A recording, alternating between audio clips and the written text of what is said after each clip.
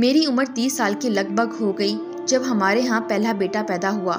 میں وہ رات کبھی نہیں بھول پایا۔ میں رات گئے تک حسب معمول اپنے دوستوں کے ہمراہ ایک فارم ہاؤس میں گپے لگاتا رہا۔ ساری رات ہم فضول بکواس کرتے رہے، غیبت، چغلی، ٹھٹا مذاق سے بھرپور رت جگا۔ اس رات تو میری شرارتیں عروج پر تھیں۔ دراصل مجھے نقلیں اتارنے کا فن آتا تھا۔ کسی بھی شخص کی نقل اتارنے میں مجھے لمحے لگتے تھے۔ میرے دوست خوب ہنستے تھے۔ اس رات مجھے نہ جانے کیا شرارت سوجی۔ شام کے وقت میں بازار سے گزر رہا تھا، ایک نابینا لوگوں سے بھیک مانگ رہا تھا۔ میں نے اس کے سامنے اپنی ٹانگ رکھ دی اور وہ ٹکرا کر گر پڑا۔ اس نے میری جانب رخ کیا اور بڑبڑاتے ہوئے نہ جانے کیا کہتے ہوئے چل دیا، اور ادھر میں اپنی اس حرکت پر نادام ہونے کے بجائے کہکے لگا رہا تھا۔ میں رات گئے گھر واپس آیا تھا۔ میری بیوی میرے انتظار میں تھی۔ مجھے دیکھ کر اس نے نہایت کرب سے کہا کہ راشد تم کہاں تھے؟ میں نے اس کو طنزاً جواب دیا، مریخ پر گیا ہوا تھا۔ اور کہاں تھا؟ اپنے دوست و احباب کے ساتھ تھا۔ اس نے بامشکل کہا، راشد میری طبیعت خراب ہے، لگتا ہے کہ ولادت کا وقت قریب آ گیا ہے۔ اس کے آنسو رخساروں پر گر پڑے۔ مجھے احساس ہوا کہ بلا شبہ میری غلطی ہے۔ ان ایام میں اس کی دیکھ بھال کرنا اور خیال رکھنا میرے لیے ضروری تھا۔ میں اسے لے کر فوراً ہسپتال روانہ ہو گیا۔ کچھ دیر بعد مجھے سالم کی اس دنیا میں آنے کی خوشخبری دی گئی۔ میں نے اپنی بیوی اور نومولود کے بارے میں پوچھا۔ ادارے والوں نے کہا کہ تم اس لیڈی ڈاکٹر سے مل لو جو اس کیس کی انچارج تھی۔ میں اس ڈاکٹر سے ملا تو اس نے مجھے اندھوناک خبر دی۔ نومولود کی آنکھوں میں سوزش ہے اور ایسا لگتا ہے کہ وہ کبھی دیکھ نہ پائے گا۔ وہ نابینا ہے۔ میں نے اپنے سر کو جھکا لیا۔ میری آنکھوں کے سامنے رات والا نابینا آ گیا۔ میرا رخ اپنی بیوی کے کمرے کی طرف تھا۔ وہ صبر و شکر کا نمونہ بنے بیٹھی تھی۔ اس نے کتنی ہی بار مجھے نصیحت کی تھی کہ میں لوگوں کا مذاق نہ اڑایا کروں، غیبت اور چغلی نہ کیا کروں۔ ہم اگلے روز ہسپتال سے گھر آ گئے۔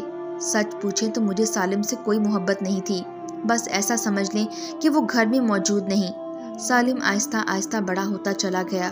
جب اس کی عمر 1 سال سے زیادہ ہوئی تو اس نے آہستہ آہستہ چلنا شروع کیا۔ اس کے چلنے سے صاف پتہ چلتا تھا کہ اس میں لنگڑا پن بھی ہے۔ سالم کے بعد 2 اور بیٹے عمر اور خالد پیدا ہوئے۔ سال گزر گئے، میرے بچے بڑے ہوئے، مگر میرے شب و روز میں کوئی فرق نہیں آیا۔ میں گھر میں بیٹھنا پسند نہیں کرتا تھا، ہمیشہ اپنے دوستوں کی محفلوں میں رہتا۔ میں سالم کے علاوہ بیٹوں سے شدید محبت کرتا تھا، مگر سالم سے میرا تعلق بالکل واجبی سا تھا، بلکہ سچ پوچھے تو نہ ہونے کے برابر۔ وہ جمعے کا دن تھا۔ میں 11 بجے سو کر اٹھا۔ میں آج معمول سے پہلے اٹھ گیا۔ دراصل مجھے دعوت ولیمہ میں شرکت کرنی تھی۔ میں نے اپنا نیا لباس پہنا، عطر لگایا اور گھر سے باہر جانے لگا۔ میں اپنے کمرے سے نکلا تو دیکھا کہ سالم زار و قطار رو رہا تھا۔ میں اپنے قدموں پر رک گیا۔ زندگی میں پہلی بار سالم کو روتے ہوئے دیکھا تھا۔ 10 سال گزر چکے تھے، میں نے کبھی اس کی طرف توجہ نہیں کی تھی۔ میں نے پھر بھی اس کی طرف توجہ نہ کی۔ میری خواہش یہی تھی کہ میں تیزی سے اس کے پاس سے گزر جاؤں۔ وہ اپنی والدہ کو بلا رہا تھا۔ نہ جانے کون سا جذبہ تھا کہ میں اس کی طرف بڑھا، پھر اس کے قریب ہوا اور بولا، سالم تم کیوں رو رہے ہو؟ جب اس نے میری آواز سنی تو رونا بند کر دیا۔ جب اسے احساس ہوا کہ میں اس کے قریب آیا ہوں تو اس نے اپنے ہاتھوں کو ادھر ادھر لہرایا کہ میں اس کے قریب تو نہیں۔ جب اسے محسوس ہوا کہ میں اس کے قریب ہی کھڑا ہوں تو وہ ایک طرف سمٹنے لگا۔ مجھے احساس ہوا کہ وہ مجھ سے دور ہونے کی کوشش کر رہا ہے، گویا مجھے اس بات کا احساس دلا رہا تھا کہ اب تمہیں 10 سال کے بعد میرا خیال آیا ہے۔ میں نے پھر پوچھا، سالم بیٹے تم کیوں رو رہے ہو؟ مگر اس نے رونے کا سبب بتانے سے انکار کر دیا۔ میرے اصرار پر سالم نے رونے کا سبب بیان کرنا شروع کیا۔ میں نے اس کی بات سنی تو حیران و ششدر رہ گیا۔ آج اس کا بھائی عمر لیٹ ہو گیا تھا، جو اسے وقت سے پہلے مسجد لے کر جاتا تھا۔ چونکہ یہ جمعے کا دن تھا اس لیے اسے ڈر تھا کہ تاخیر کی وجہ سے کہیں اسے پہلی صف میں جگہ نہ ملے۔ میں نے آگے بڑھ کر اس کی آنکھوں پر ہاتھ رکھ دیے اور پوچھا، سالم تم صرف اس وجہ سے رو رہے تھے کہ مسجد جانے میں تاخیر ہو گئی ہے؟ اس نے جواب دیا، ہاں۔ پھر کیا تھا؟ میری زندگی میں انقلاب آ چکا تھا۔ اب تو میں اپنے دوستوں کو بھول گیا۔ میں نے سالم کو مخاطب کیا اور کہنے لگا، سالم پریشان نہ ہو، غم نہ کرو، تمہیں معلوم ہے کہ آج تمہیں مسجد چھوڑنے کون جائے گا؟ کہنے لگا، یقیناً عمر جائے گا۔ میں نے کہا، نہیں، آج تمہارا بابا تمہیں مسجد چھوڑنے جائے گا۔ سالم حیران رہ گیا۔ اسے یقین نہیں آیا، اسے گمان ہوا کہ میں اس سے مذاق کر رہا ہوں۔ میں نے اس کا بازو پکڑا اور اس کو گاڑی کی طرف لے کر چلنے لگا۔ مجھے یاد نہیں تھا کہ میں آخری بار کب مسجد گیا تھا، مگر یہ پہلا موقع تھا کہ مجھے اتنی مدت کے بعد ندامت اور شرمندگی محسوس ہوئی کہ میرا رب سے تعلق نہ ہونے کے برابر تھا۔ مسجد نمازیوں سے بھری ہوئی تھی۔ ہم نے خطبہ جمعہ سنا۔ نماز کے لیے کھڑے ہوئے تو سالم میرے پہلو میں کھڑا تھا۔ نماز ختم ہوئی تو سالم نے سورۃ کہف کی تلاوت شروع کی۔ اسے پوری سورت زبانی یاد ہے۔ میں نے تعجب سے سر ہلایا۔ مجھے شدید خجالت محسوس ہوئی۔ میں نے قرآن پاک کا نسخہ پڑھا، سورۃ کاف نکالی۔ میرے اعصاب پر ریشہ طاری ہو گیا۔ پھر میں نے قرآن پاک پڑھنا شروع کر دیا۔ میں پڑھتا رہا، کتنی ہی دیر پڑھتا رہا، اپنے رب سے اپنی ہدایت کی دعا مانگتا رہا، اور پھر میں اپنے اوپر قابو نہ رکھ سکا۔ میں نے رونا شروع کر دیا۔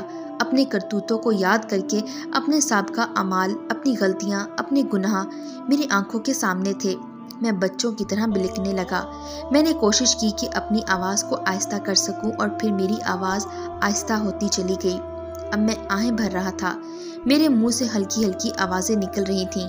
اچانک ایک ننھا منھا ہاتھ میرے چہرے کو صاف کر رہا تھا۔ پھر اس نے میری آنکھوں سے آنسو صاف کیے۔ یہ میرا بیٹا سالم تھا۔ میں نے اسے گلے لگا لیا۔ میں نے اس کی طرف محبت بھری نظروں سے دیکھا اور اپنے دل میں کہا کہ سالم، تم اندھے نہیں ہو، دراصل میں اندھا ہوں۔ پھر میری زندگی میں انقلاب برپا ہو گیا۔ اس روز سے میری کوئی نماز قضا نہیں ہوئی۔ میں نے بری سوسائٹی کو خیر بات کہہ دیا۔ ان کی بجائے مسجد کی نمازیوں میں سے بہترین افراد کو دوست اور ساتھی بنا لیا۔ میں نے ایمان کا ذائقہ چکھا، دین کے حوالے سے کتنی ہی چیزیں ان سے سیکھیں۔ پھر تو میری یہ حالت تھی، حلقہ درس، کوئی دینی پروگرام، میں اس سے علیحدہ نہیں ہوتا تھا۔ قرآن پاک کی تلاوت میرا معمول بن گیا۔ مہینے میں ایک بار تو ضرور قرآن پاک ختم کرتا۔ پھر میری زبان پر ذکر و اذکار رہتے۔ اپنا ماضی یاد آتا تو کثرت سے ذکر و اذکار کرتا کہ شاید اللہ تعالیٰ میرے سابقہ گناہ معاف فرما دے۔ ایک دن مجھ سے کچھ ساتھیوں نے کہا کہ ہم دعوت دین کے لیے دوسرے کسی ملک میں جانا چاہتے ہیں، تم بھی ہمارے ساتھ چلو۔ میں نے استخارہ کیا، اپنی بیوی سے مشورہ لیا۔ میرا خیال تھا کہ وہ تو ضرور انکار کرے گی، مگر معاملہ برعکس تھا۔ میں اس کے رد عمل پر بڑا خوش ہوا۔ اس نے میری حوصلہ افزائی کی اور پھر میں تبلیغی دورے پر روانہ ہو گیا۔ گھر سے نکلے مجھے 3 ماہ سے زائد گزر چکے تھے۔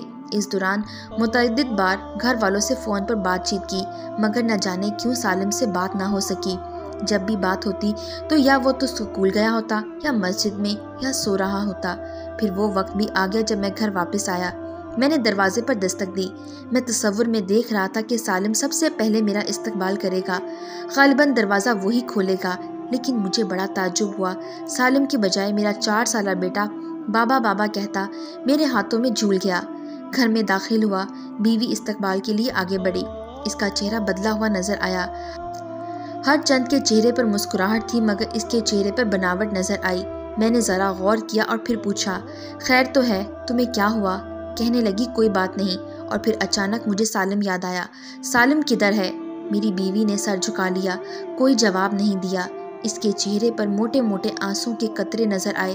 میں اچانک چیخا، سالم سالم سالم کہاں ہو؟ میرا بیٹا خالد آگے بڑھا، اپنی توتلی زبان میں کہنے لگا، بابا سالم جنت میں چلا گیا ہے، اللہ کے پاس۔ میری بیوی کے صبر کا پیمانہ لبریز ہو چکا تھا۔ وہ زور زور سے رونے لگی۔